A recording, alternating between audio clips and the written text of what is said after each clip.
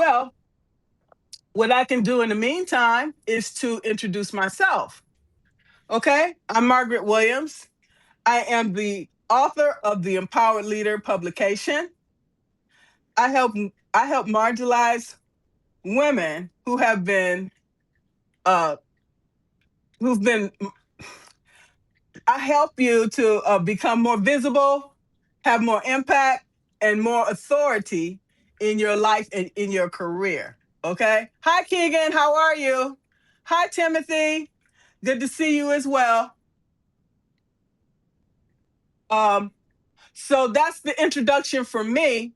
Okay. Now we're going to be talking with my guest here, Lesle Lane. Okay. We're going to be talking about how to find the business success and the life you want.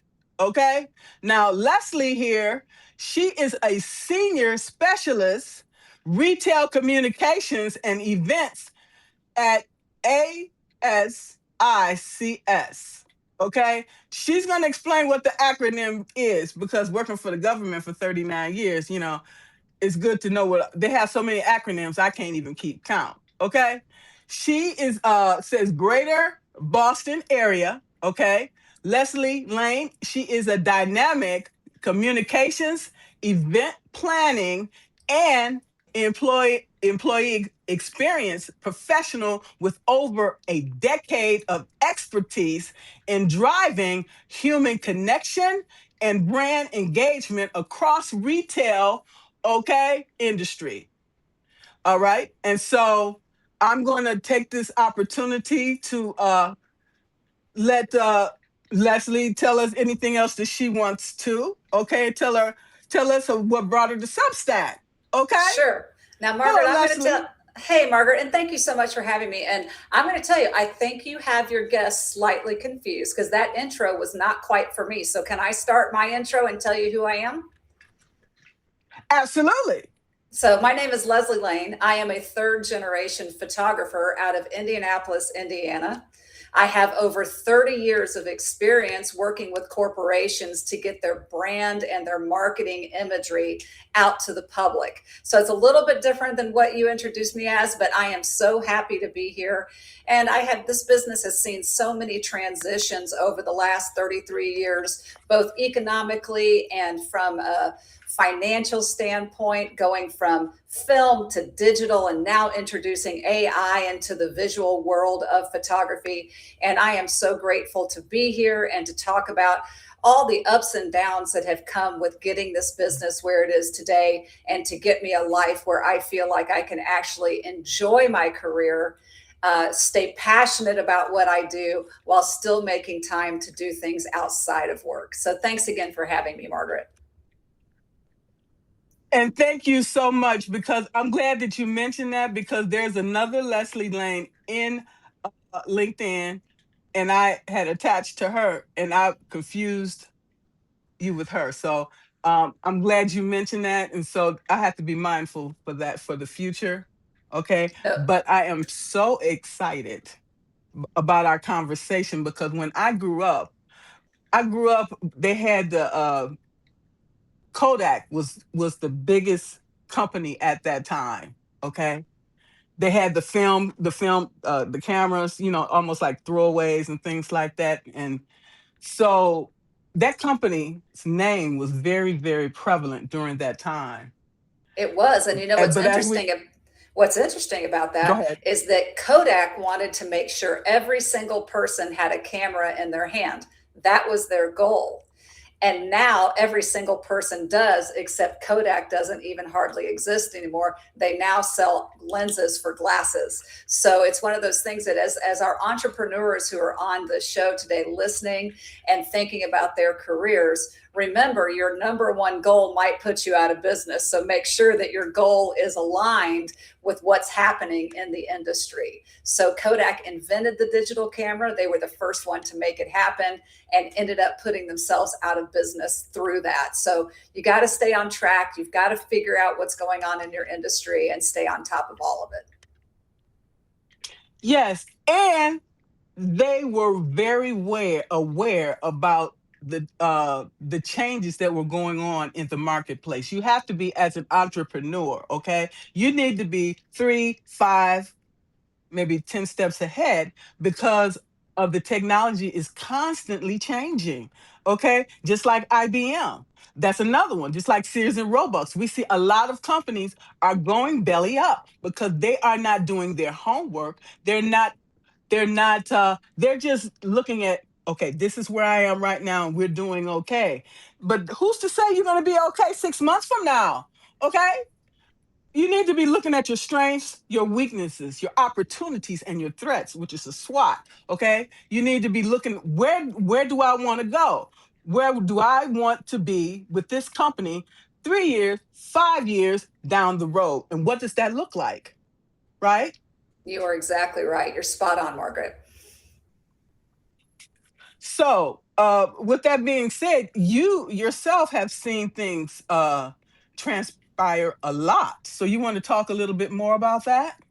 I do. You know, who would have really thought in my 30-year career that we would have 9/11, COVID, the great housing recession of '08 and '09, and then let's just put, 10 other things, the transition into AI, the transition into digital. And that's all within a 30-year career.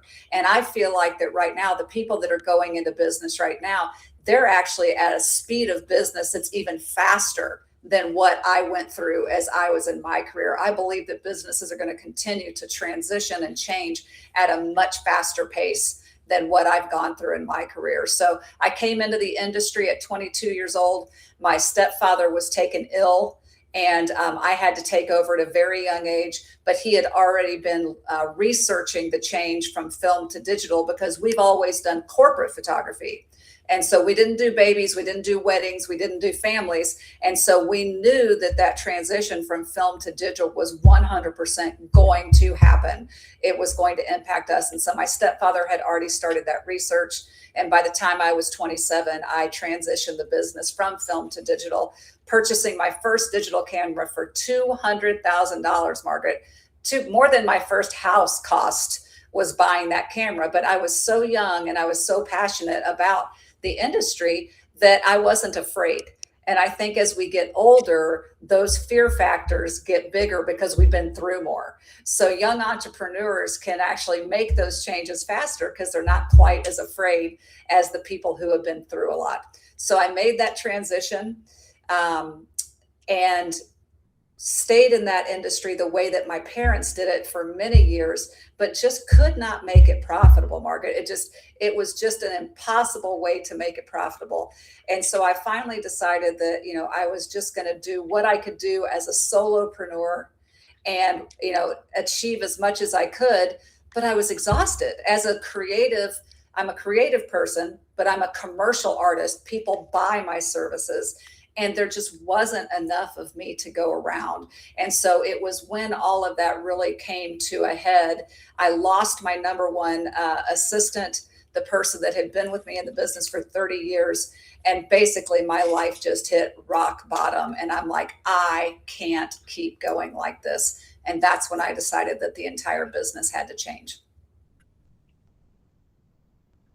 Okay, so from that experience, what lessons did you learn moving forward to say, okay, this is what I did, and maybe I could have done something different this way, and I could have did this. So, what are some of those lessons that you would like to share with other entrepreneurs as we look at maybe having to pivot too? Right. So when people are doing business, and I think you and I spoke about this, Margaret, you're a solopreneur right now. Everything is on your shoulders. All the administratives on Yes. your shoulders, marketing and advertising, all of that is on your shoulders. And it can be overwhelming. Just like in my opinion, when you're a commercial artist and you've got a W-2 employee that you're supporting, that's a heavy pressure if that person is not a producer. And so a solopreneur, you're handling the bookkeeping and you're handling all of these things. And then all of a sudden you're burned out. You're just fried. And so when my number one assistant of 30 years passed away, my daughter came into the business and she said, Mom, you just cannot keep doing this. You're going to have a heart attack.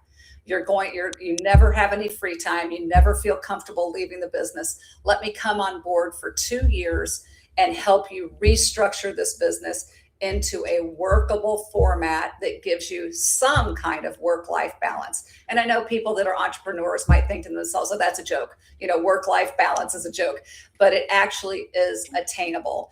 And so my daughter came in, she set up standard operating procedures for me to actually have 1099 contract workers to come and help me with my administrative work, my quoting, my social media, my blogging. And now I'm up to 15 1099 team members that do all kinds of things for me, from making money in drone photography, videography, and then taking over that desk work that just gets overwhelming for the solopreneur. And here I am now. We're about 4 years into this new business model. We are more profitable than we have ever been. And we have a team of people that only have to do the kind of work they want to do when they want to do it. And so I just want to encourage my entrepreneurs out there that sometimes the deepest difficulties, which losing my friend and my assistant of 30 years was heartbreaking. We only had 26 days before she was diagnosed and died. And that business, she was been in the business the whole time I'd been in the business. So just remember that sometimes the biggest hiccups, maybe it's your biggest failure, maybe it's your biggest heartbreak, it's actually the leaping pad for something that could bring something beautiful. And I hope that my assistant looks down now and she is grateful that, she has still continued to change my life even in her passing. That is an amazing story. Now, you talk about a 1099. Before I went to work with the government, I used to do 1099 work as well. And that work is better than no work. Okay. It gives you a lot more flexibility. Back in the day, they used to have the Kelly services. Okay. I don't know if Kelly services is still out there now. That temporary service, you could go to a different place every day, Mhm. you know? And so I would sincerely hope these type of things are available, especially nowadays with everything going on with all of these companies now downsizing because of AI. A lot more people are losing their jobs. And so what's your thoughts on all these things? Well, the gig economy is alive and well. I mean, there are just a lot of people that do not want to work for the man. They don't want to work 40 hours a week. They want to be able to, live out their passion. Whether a lot of my employees are stay-at-home moms. And so they are able to come and maybe work 10 hours a month for me. They can still take care of their children. I have people that have their own businesses, photography businesses, but they still want the work from me because it makes them more profitable. So it's just a great combination of people doing things. Maybe I've got one lady that is a concert organist. Well, as you can imagine, that is not a $1 million money making job. And so she works for me part-time to supplement what she loves. And so I just feel like that, some people are taking these 1099 jobs because they're getting laid off. Other people are taking them because it's their way of finding that work-life balance so that they don't end up like I was, completely burned out and hating every part of. I hated my business. I honestly went back to school to get my master's so that I could quit and get out of the business completely. And then all of a sudden, everything changed. And now I have a true love of my business again. And I love every day that I get to do what I do.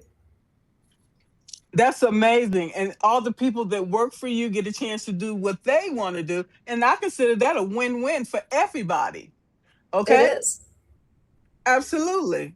And so each of us, as an entrepreneur, we can do the same thing too. We are uplifting ourselves and helping others to rise as well. And that is what we're supposed to do.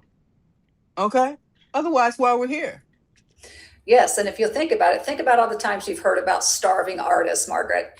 Starving artists. Well, there's a reason that we starve, and that's because the business side of a creative person is a lot of times not there. They're really good at their creative part, graphic designers, web designers, painters, whatever they are, they're really good at that part. But then going out and finding new work, going out and billing the job, quoting the job, delivering the job. How many photographers do you know? They shoot the job just fine, and then it takes weeks to get the images delivered.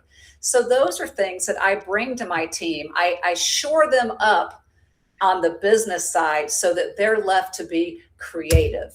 They don't have to worry about this business side. And so I'm just one of those really strange people that I can do both. I can be creative and I can be business side. My dad raised me that way. He was that way. And I'm just very fortunate that my brain's kind of wonky. And that's amazing that your awareness is so keen that you tap into that, because most of us are multidimensional. Okay.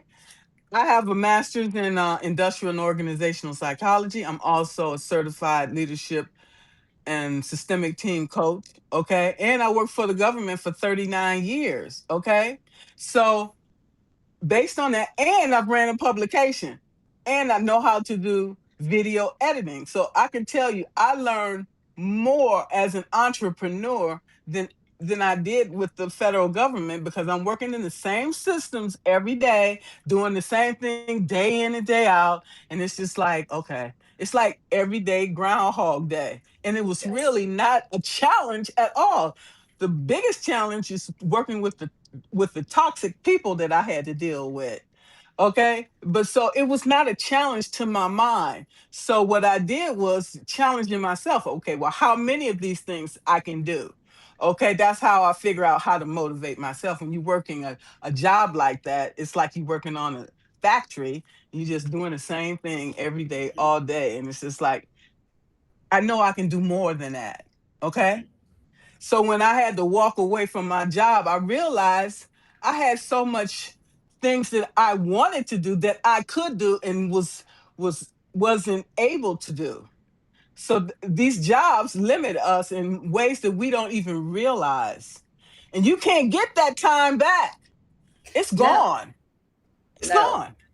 And Margaret, how did you feel mentally? What was when you were in that job that felt like Groundhog's Day?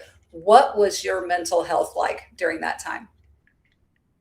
It was shit. I'm gonna tell you flat out, it was shit. Okay.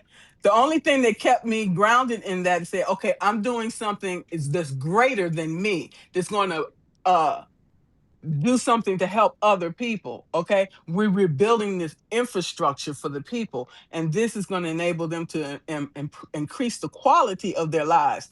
I had to reframe it. Okay. To get through it every day.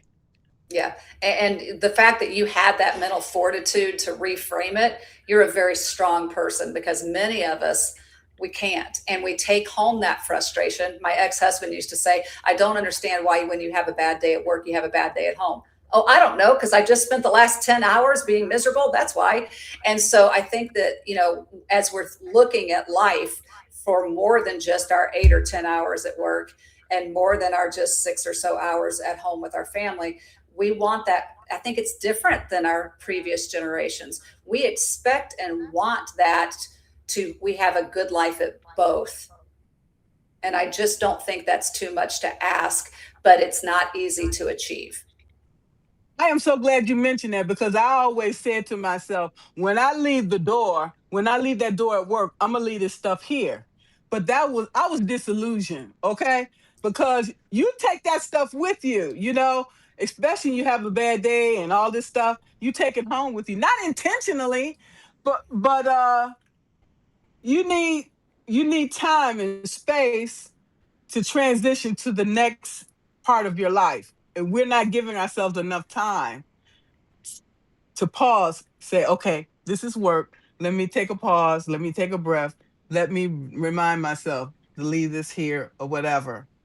Somebody It's even very, told me, very difficult. it is. Somebody told me, well, when you come home, take a salt bath. Okay. Okay. Yeah, that might help the outside, but the inside is still screaming. Well, and not just that, but if you've ever had children, they're sitting outside your tub screaming at you while you're trying to have a salt bath. So I don't know what good that's going to do, because you still got, I mean, I still had little people I had to take care of. I had to get the homework done. And so, again, I feel like that this generation of people, they want more out of life. And that's what makes this gig economy so fantastic for people. That's what makes this entrepreneurial spirit amazing, because entrepreneurs want more. They want more freedom. They want more money. They want to achieve their personal goals that aren't always in line with corporate America. And so that's really what I've been able to do and what I've been able to enjoy these past few years. But it took me quite some time to get there. Yes, and I like to be able to have the flexibility to go into an organization and say, okay, you give me a 3-month contract, okay? And then after that, we can decide whether we want to extend or whether we're going to walk away. I'm not going to ever work for anybody again, because once you disrespect me or do something I don't like, I'm leaving that day. I'm leaving that day. I'm not going to give you another chance to come back and say, "Oh, by the way, once you disrespect me once, that's you only get that one chance. That's it. I know better." Okay? Well, I'll tell you, Margaret, I've got a little bit different philosophy on that, and this is just working for myself for 30 years. There's a 25% surcharge for being an ass. So if somebody's difficult, I just mark their rates up a little bit, and if they don't want to work with me, that's okay. I love that. That's the cost of being an asshole. I'll say it. I prefer not to work with them because I got a bad temper and I might say something. I'll turn around and I'm like, oh, okay. I was keeping it down. It just came out. It just slipped out. Oops. Okay. And I'm Yeah. not gonna I'm not gonna apologize either. Yeah, it Okay, doesn't because happen very often. I have a great client base, but I will say over the past 10 years, I have marked somebody up once who was just kind of difficult. He said something disrespectful about my children. And so I did mark him up 25% for being a jerk. ching ching. All right, all the way to the bank. I bet you he didn't say anything else out of the way. Well, he didn't know what I marked him up for, and he signed the contract. So that's really all that Okay. matters. I still got the job. So, Good for you. I like that. We all gonna write that down. yeah. Okay. Put that in your, yeah. We need, that's a good tip. Mhm. You have any more tips for us? Well, I mean, I just think the biggest tip for me was I wish I would have sat back and because you said something earlier, Margaret. We get so nose to the grindstone. We're so into our business, especially if you're a producer. So like me, where I was producing all of the photography, I'm so busy shooting everything. I'm so busy, getting all the editing out the door, doing the bookkeeping. I didn't have time to strategize. And so by bringing these other people onto my team to take off these non-essential tasks, I can now look at my business and strategize. I can meet with people either in the industry or in similar industries and try to figure out what the trends are going to be. And so, I encourage our entrepreneurs out there. Are you living your business? Are you running your business? Or is it running you? Because you can't grow if you can't strategize. You just can't. That is so true. And that should be a part of our business plan. Okay. And so even in my business with I I've been on Substack since November 24. It has changed considerably. When I first got here, I don't remember people going live that much. Okay. It was mostly people were writing articles. Okay. But then as things start to pick up, then then you get the audio. You can do the audio. You can do the video. Okay. It's so many things now that you can create. And so it's like, okay, I want to be able to explore all these avenues, okay? Because even more and more people are coming to Substack. Even Rosie Rosie O'Donnell is here now. Okay. Leanne Rhymes, uh, and so many other names. I'm like, wow, okay. So so it could be 10 lives going on at one given time. Okay. Also, the number of publications, number of writers, it's going up too. Okay, because even my inbox, somebody said, I sent you an email. I like, oh well, I got over 10,000 emails. Okay, most of them from Substack. So I'm just saying, we have to figure out how. We always have to figure it out, the strategy. The strategies worked for you last week. It might not work this week. What can you do instead? So I use the notes to test different things to see what's working and what's not. Even then, it might work today, but it might fall flat next week. So we always have to be thinking about how we're going to level up. What new skills do I need to learn to be able to elevate my brand and my messaging, right? Yeah, and I'm just going to encourage you specifically, Margaret, because after our conversation a few weeks ago, you also need some downtime. You know, and I wasn't getting that. I was always so obsessed with the business, but it's only when your brain is at rest that really good ideas come to you. And I feel like that, for anybody trying to run a business, that time of nothing, that time where you're not in your phone, you're not answering your emails, you're not producing, you're not sitting aside a strategy time. You're literally sitting aside a nothing, whether that's sitting on a boat, sitting in your backyard, going to a beach, just nothing. That's taking a walk without any music. I have been amazed at how many great ideas come into my brain when there's no input. We have so much input now, and it's hard to really think because your brain doesn't get time to not have any input. You're right. That's what we're talking about. Being able to take a physical break between when you get off of work and when you get home. You need to do that because you have to switch roles and responsibilities, and you have to catch yourself because you might say something, to the kid based on something you did at work, and the kid don't know. No, your husband don't know what you've been through, and vice versa. Like, oh, well, how was your day? Oh, it was extra shitty. Okay. Okay. So Margaret. it's kind of like I said. You said it, it's true. It's true. So we need to call things out the way they are. Because then your husband or your kids might say, like, you've been in a bad mood since you got home. It's like, oh, okay. You might not even be aware of it. Okay. So Now, we see, have to fix. my husband and I have this down pat. I think I told you, my husband and I don't live together, and we've never lived together. So, in the whole time we've known each other, we've never shared a home because I have kids and he doesn't, and he smokes and I don't. And so, I go to his house after work, and if he tells me he's had a bad day, I'm like, oh, look at the time. I think it's time for me to go home. And vice versa. He'll send me a text. He goes, you don't want to be around me today, and I don't want to be around you. I'm like, okay. I love that. I love that. And that's how some people say they stay married, happily married, live in different houses. You don't have Live to in live in the different same houses. house. I And love it. just be okay with not being okay. And I say that for people even that live together. It's okay to not be okay. Don't take it out on your spouse. Don't take it out on your children, but just let them know, listen, running this business is hard. And today was a hard day. I'm going to need a minute. Um, don't underestimate being real with how hard it is to run a business. It's not for sissies. You're right. It's freaking hard with a job.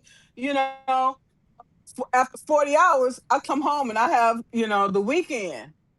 But with a business, you're it, unless you have somebody working for you, right? And there it is. And so I took a break this week, okay? Kind of, let's say semi break, okay? Um, and so I've been repurposing. My content that I've already put out there. I have over 500 videos and stuff like that. So I'm like, I'm gonna put it out there because I'm tired. I am tired to my essence. Okay, we need to give ourselves a break, Yes. and I'm glad you mentioned that. And so we need to understand that that way we can come back, um whole self, our full self, because we can't you can't run you can't operate on an empty cup. Mm. We're supposed to operate from the overflow. You know, like the like this car system. Okay, you got to overflow on the radiator. Okay, same. Mm-hmm. Yep, for sure. So as I was looking into, getting into digital uh content, okay, creating content, because I had got bored with just doing the same thing over and over again, and I felt like I had traded one hamster wheel for the one here at Substack, okay, and I can't. Nobody, you can't run like that endlessly without it impacting you physically, mentally, emotionally. And I see a lot of people that where I started Substack, they're gone. They're no longer on the app. So I say to myself, when I start to feel burned out and when I start to feel like my my tank is empty, that's when it's time to take a break. We need to listen to the signs. Our body is giving us signs all the time, just like your car. It'll tell you the light will come on. Okay, maybe you need to fill it up with some water. Okay, if we don't do regular maintenance, our body is the same way. It It breaks is. down as well. But Margaret, you and I both know that when you're trying to keep the bills paid and you're trying to keep the lights on and you're trying to feed your family, nobody gives a shit if you're burned out. I And know. that's the reality is that, and excuse my language, but I would love to sit here and say, oh yes, take that break whenever you can.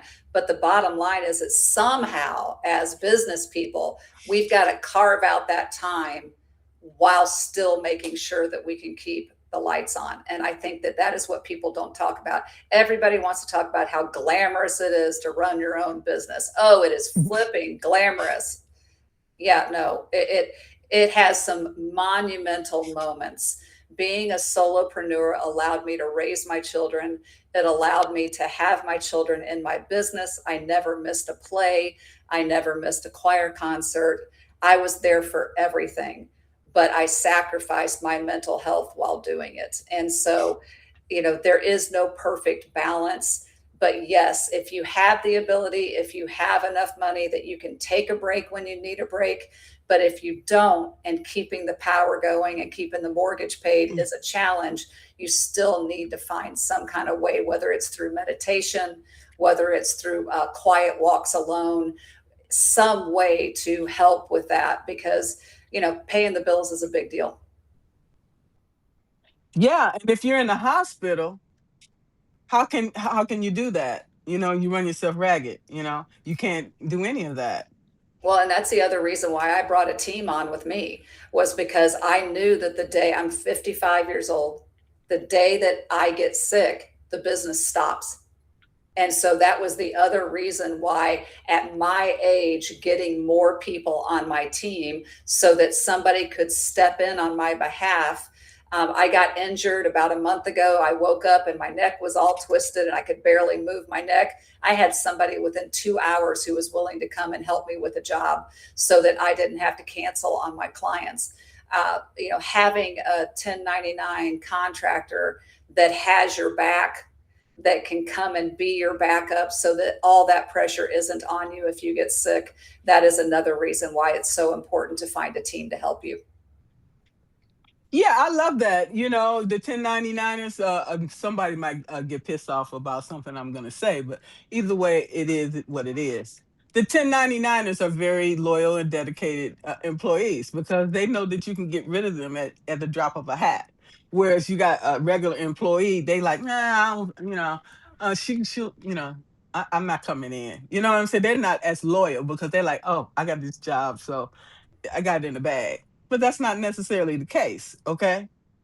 Well, and my business is so cyclical. So I don't have business 12 months a year. I don't, there's some months that I shoot very little. There's some months I can barely keep up with it. So that's another type of business that if you are cyclical, having these 1099 employees to help you when you need it, but that you're not expected to pay them when you're slow. It takes so much pressure off, Margaret. It has taken so much pressure off of me. And that's a good thing to know as well, because when you're interviewing the people, you tell them up front, this is the role responsibility and these are the expectations. Okay, the work is not going to be all year round. There may be time that you need to be laid off, and this is how it is. Are you okay with that? Okay, Yes. so they're aware up front what to expect.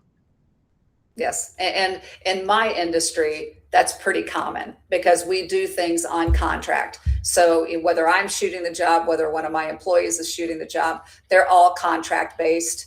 And so they know that when I bring them on for this specific contract, that's the only thing I'm guaranteeing is that they're going to get this contract for this amount of work. And then we'll see what else happens. And the thing with that, these companies need to take in consideration how they treat people, because some of these organizations or companies, they can't keep people. It's because you don't know how to treat people and you don't know Right. how to talk to them. Okay, if you treat people with dignity and respect, you know you'll be able to, people will work for you forever. Yes, So and what would you compensate them. Photographers particularly are known for being poorly compensated for their work. So think about the big there's big like wedding photography chains out there that you go online and they hire photographers all over the country and they pay them pennies on the dollars. And those people are miserable. And so when I bring people on with me, I make sure they're making a fair wage for what they do. And I'm also taking responsibility with the clients. So you entrepreneurs out there that are thinking, what if I bring somebody on and they screw up? Well, that's on you.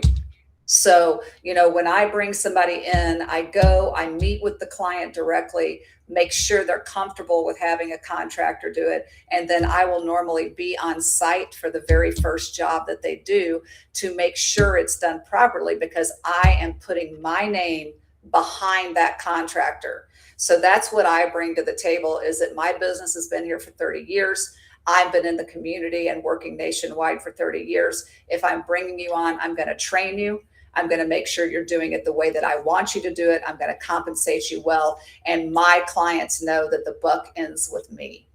And so I just feel like that we need to be really clear with that yes, a 1099 employee is wonderful, but there is risk with it, making sure that they work to the standard that the company has, elevated. So we've elevated our name, and who we bring in has to be able to perform at the level that I promise that they can. I love that. I love that. I want to see if anybody have any questions. We have a few comments, so thank you everybody that's left their comments in that. Appreciate it. Yeah, my unapologetic playlist says hating it when it is unintenable and overwhelming, and loving it again when the work is manageable and shared. Great analogy for marriages with a ton of invisible labor. Just saying. Boy, you are Exactly. so right. Yeah. Absolutely. Brandon said calibrations and recommendations can be that assistance on platforms like this. We can rely on from other creators to grow, and he's right about Yes. that. Mhm. That's very important. But I have to be aligned with the person. Okay, I just don't want just any recommendation. Okay, when I first came to Substack, I just take anything that came my way, and I learned quickly. No, you're not going to be aligned with everybody. So you have to be mindful of that as well. Oh, I Okay. definitely think so. Somebody's got to be in your same mindset. But remember, we can get more done together than apart. And so I'm able to apply for contracts larger than I could ever accomplish on my own. And that's the other thing, is that if our creatives out there are trying to go after jobs that they know they cannot accomplish by themselves, that's when these collaborations are so important, so that you can go after that contract and make a profit off of somebody else's work. That's my favorite kind of work, where I make money for not doing the work myself. That is a fabulous thing to do. They make money, I make money, and we go after jobs they couldn't get by themselves, because they don't really go after the same jobs that I go after, and I get jobs that I can't handle by myself. So those collaborations are very important. I would love to have more collaborations like that, but the thing of it is, you have to know who you can trust. Mhm. Okay, because like you said, you can do 100 great things in the world, but you can do one bad thing and it'll follow you for the rest of your life. Yes, your reputation is easily destroyed and difficult to build. And I just think that you have to keep that in mind always, because, and I think it's probably why I've been so successful, is because my parents were in this community, I'm in this community, and now I've grown my business. Even though we work on a national level, the majority of my work has originated here, even if I do travel and work nationally. And they've decided in this community that they can trust me, that they know, like, and trust me. They know I'm going to be real and authentic. And if I can't do something, I'm not going to pretend that I can. I'm going to what do they say?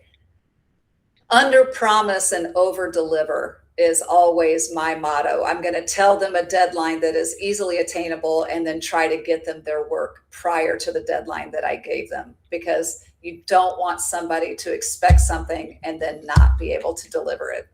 So Absolutely, credibility is everything, and we know that. mhm. Let's see. Brandon said it's difficult to remain consistent with so many variables popping up as often as they do now. Mhm. He's right. It's like it can't keep up. You can't keep up, and especially in a creative field, everybody everybody thinks that they're creative, and everybody has an opinion about what they want. So where you might hire a photographer because you like their style, then you do the photography and they're like, yeah, but I want you to edit it like this. I want you to change your look and your style to meet my expectations. And that's why being a commercial artist is so difficult, is because you're kind of being paid to meet their expectations.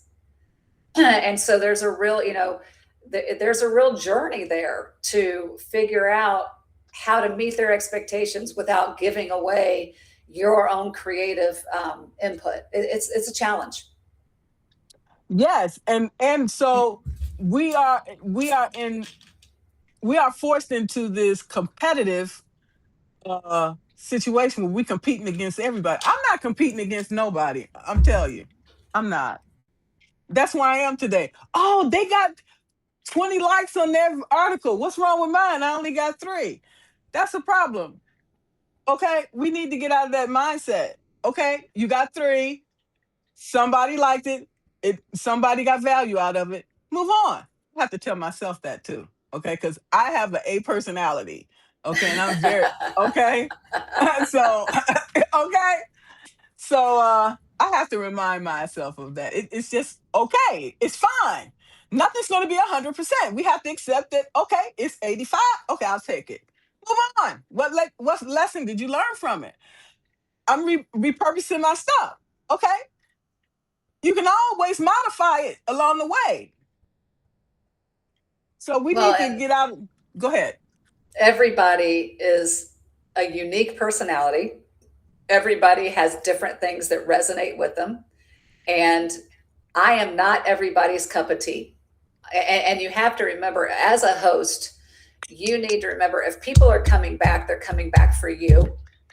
And what if one time you have a guest, let's just say it's me, and nobody likes me? That's not that's not your fault, because you're the consistent factor. So, all of you entrepreneurs out there that are dealing with these similar things, you're the consistent factor, Margaret. Your guest is what changes. And that may or may not resonate with people. And so as you're viewing your success, you're in a little bit different situation because people come for you. And then it's up to them whether the guest is really somebody that they feel like is a good talking point for them. And I recognize that too. They're not gonna like Everybody's not gonna like me, and everybody's not gonna like my everything that I put out there. Oh well, such is life. We can't please everybody, no matter how hard you try. Okay, Yeah. it is what it is, and accept it for what it is, and move on. Okay, Yes. I have to talk myself this all the time. Okay.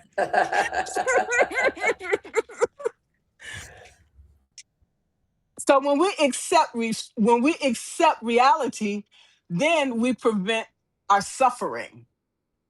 Okay, Yes. And face reality. yeah, in business, I think that one of the things, because I'm a contract based person and because my work is so personal to me. So, I'm out there creating this, just like you guys are creating your content, I'm creating my images that when I don't get the job, I get really butthurt over it because it's personal to me. It's personal. And it has taken me years to get to the fact that I have to be okay that people will not choose me for one reason or another, whether it's the price, whether it's my personality, whether it's the way that I approach a job. Business is business. And it's just that. It's not that deep. Right. And it's just a personal preference. Okay. And we all are entitled to that. Okay. And be okay with it. Because as people leave, they're not in alignment with you for whatever, that gives more room for the people that do vibe with you. Yep. And do. Savio Go has a ahead. question for us. Margaret, why don't you read Savio's question for us? Okay. What does Savio say? What is one of your biggest wins, and how did that shape your workflow and decision making? Oh, Savio, I have such a story for you. So, everybody who is a creative, the first thing that they want to get rid of when they start outsourcing things is they want to outsource their bookkeeping and accounting. And I love bookkeeping and accounting. And so I'm like, no, I don't want to outsource that because I love it. And so they said, what do you hate? And I hate to sell. I don't like to go out and network. I do it because I have to, but I'm an introvert by nature. I like my alone time. I like to be behind the camera. And so I made the decision 18 months ago to hire a salesperson, knowing full well, because I know my business, it takes 18 to 24 months before anybody in sales has any real success in photography because it's a slow cycle. And so I told her, I said, listen, you're not going to get a sale for 18 to 24 months. You're not going to get one. And sure enough, Savio, her 18 months was about 2 months ago. She got one of the biggest architecture firms I've been after. And I have been after this firm for 10 years. They wouldn't even let me in the door. My salesperson got her, and we got a portfolio quality project. And now she understands. Now my salesperson understands what I was talking about, that it takes time. And so it has really boosted my confidence that I made the right decision in getting somebody to help me with sales, because she's an extrovert and she loves to be out with people, and people like her. I'm not even sure half the people like me. And so to get somebody out there that is likable, and it supported my decision-making process. And as far as the workflow, Savio, it didn't really change any of my workflow. It just meant that I felt even more comfortable getting some of this off my plate and handing it off to her to go ahead and sell for the organization. So it was a great win for me and for my organization, because everybody said I was crazy, that nobody could sell the business but me. And she's doing a great job. I love proving people wrong. Okay, and Yes, and that's one of my biggest wins is that coming to Substack, you know, I always knew that I could sing, I could, write, poetry and all that stuff, and I wanted to get an opportunity to do these things and to help other people. Okay? And that's been the biggest win of everything that I've done. And so how has this shaped me and my workflow? My workflow it's evolving. I'll say that, okay? And so decision making, my decisions is based on, my values, what I my values, and because otherwise, without a sale, okay, the ship is just gonna go everywhere, every which way, and I can't have that, okay, because I get seasick. So that's where we at today, and finding out really what you're passionate about, okay, and who you want to serve. All of these things come into play. You don't necessarily know this stuff when you're first starting out, right? Because No. I was coming from the government system, okay, doing government contracting. I had no idea about running a publication or what it even meant or what that entails. But you sit down, you figure it out, you roll up your sleeves, you know, and do the work. It might be different for everybody. That's okay. Whatever resonates with you, that's what you should do. And I love Savio, okay? Savio, I just want to mention that he is also on Podmatch, okay? And Leslie and I met on Podmatch as well. And she is also on LinkedIn. So as many people as I can bring into Substack, okay, and many people I can bring from LinkedIn, it's a win-win for everybody because Leslie, she has her own address, and if she decides to do a publication, so be it. But I'm going to make sure to give you her information, her website, and her LinkedIn, and so you guys can connect with Leslie because she's a wonderful person, and I am so glad that we connected. Me too. It's been a great experience for me. And anybody that wants to see my work, you can go to studio13online.com. That'll give you all of our photographers' portfolios are all there. We also have some educational articles about how to prepare for doing photography. You can also see my other podcasts that I've done. I've done about 50 of them, and they're all on my website. So I am so glad we met, Margaret. So glad we had this opportunity to speak to your followers, and hope they got something from us today.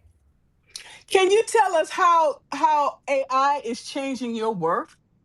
Oh my goodness, yes. So AI has most people don't know that AI has been a part of Photoshop for decades. I mean, it has been integrated into the software for the last 15 years. It's just getting better. So from a logistical standpoint, editing is getting faster, it's getting easier, and all kinds of things that I would have had to hire a professional to do 10 years ago, I can now do myself with the flip of a wrist. So AI has been an amazingly effective tool for my business, to watch it grow, for us to be able to meet deadlines faster, because the speed of business is such a big deal in what we do. Now, I will say it is not always ready for prime time. So some of the things that I'm hearing in the industry, retail businesses are not allowing companies to have artificially created images on their packages. So if you look into what Japanese companies are doing, you'll know that on the packaging, you actually have to put the exact size and likeness of a product on the box. So if your product's only 2 inches, then it can't be bigger than 2 inches on the box. It has to be an exact replica. And so many people are thinking that mentality of advertising is actually going to start transferring over to America, because we have the Truth in Advertising Act.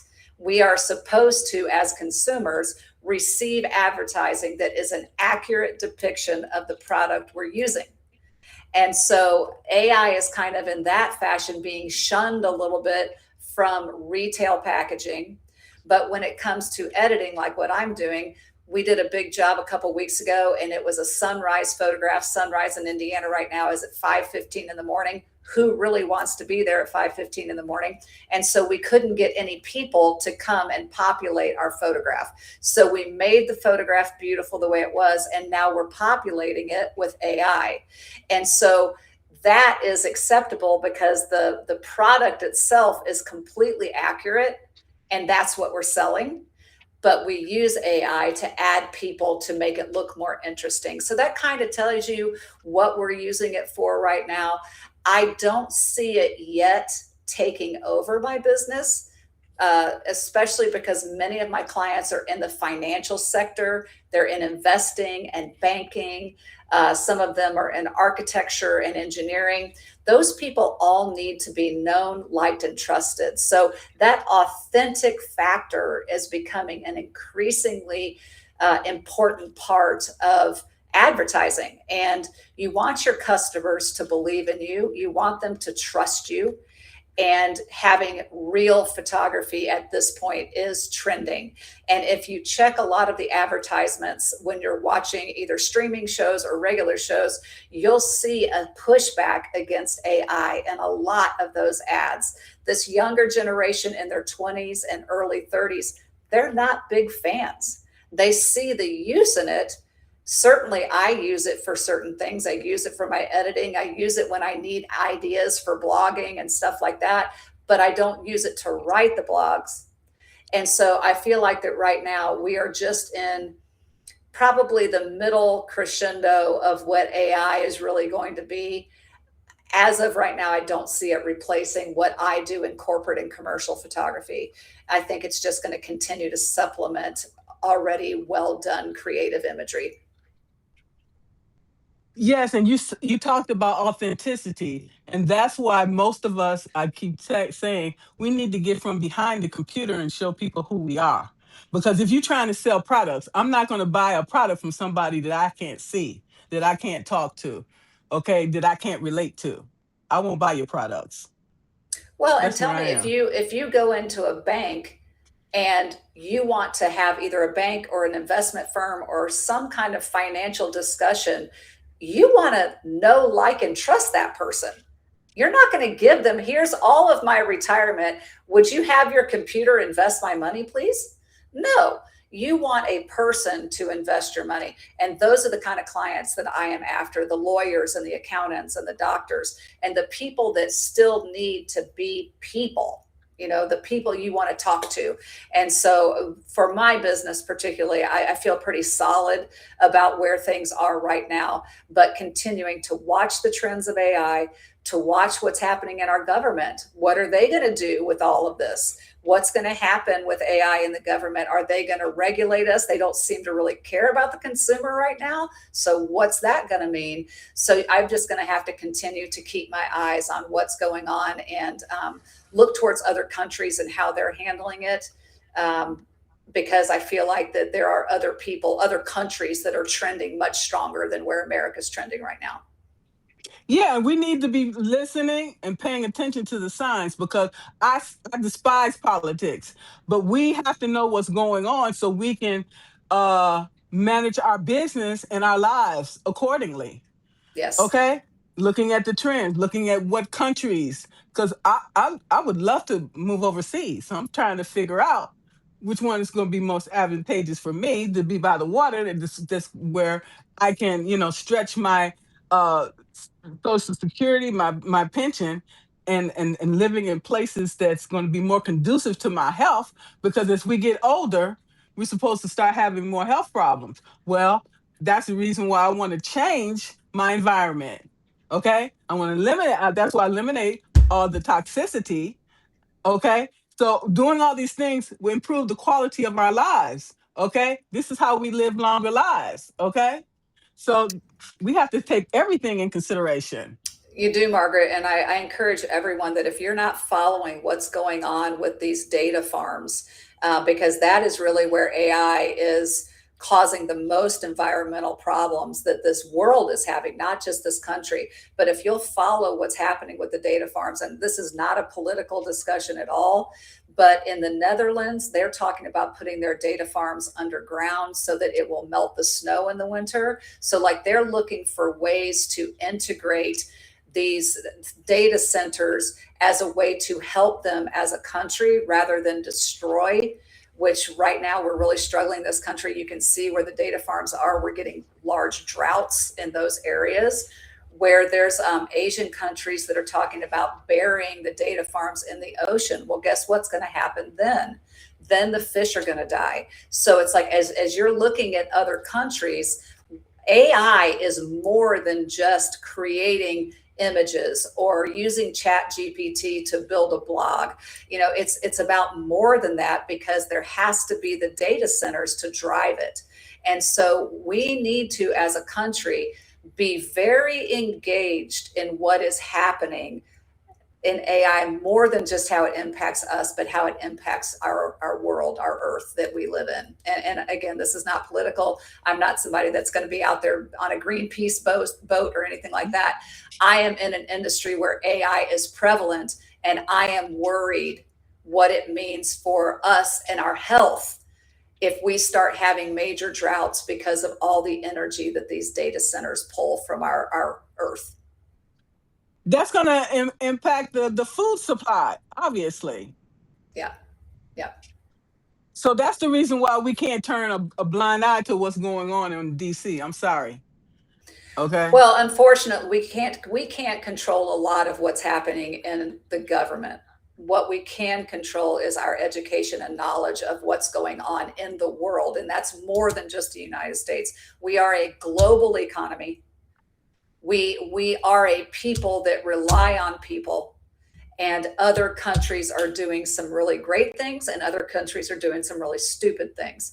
And so I just encourage you to stay as much as you can mentally tolerate, because I can tell you there are some days I don't want to know what's going on. There's too much.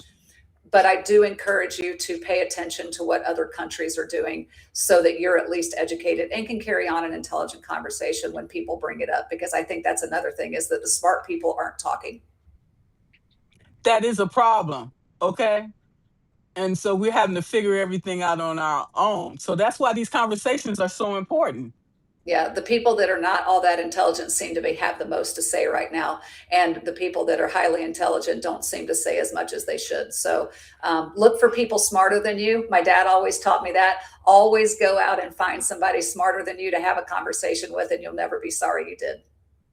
Me too. And that's the people I like to collaborate with. People like you, so I can learn from. Okay. So anybody else have any questions or comments? Oh, Jason said runway pipeline. He also says you can sing really well. Well, thank you. Thank you very much. I'm trying to figure out how I can monetize everything that I know. Okay. Okay. That's how we supplement our income. Okay. There you go. There it is. This has been an excellent conversation. Do you have any final thoughts, suggestions, or recommendations for everyone? First of all, just thank you again for having me, Margaret, and thank you for everybody that's tuned in and listened to us live. This has been an amazing conversation. I will encourage all of you to try to keep your mind as open as you can, especially in your business. Make sure that you are looking at things wide open with no blinders on. Don't keep your head down so far that you can't see what's in front of you. And just know that the more grace that you extend, the more grace that you receive. Absolutely. And thank you so much. It's been a pleasure and an honor. Thank you, Margaret. Have a great day, everybody. Thank you all. All right. Bye-bye.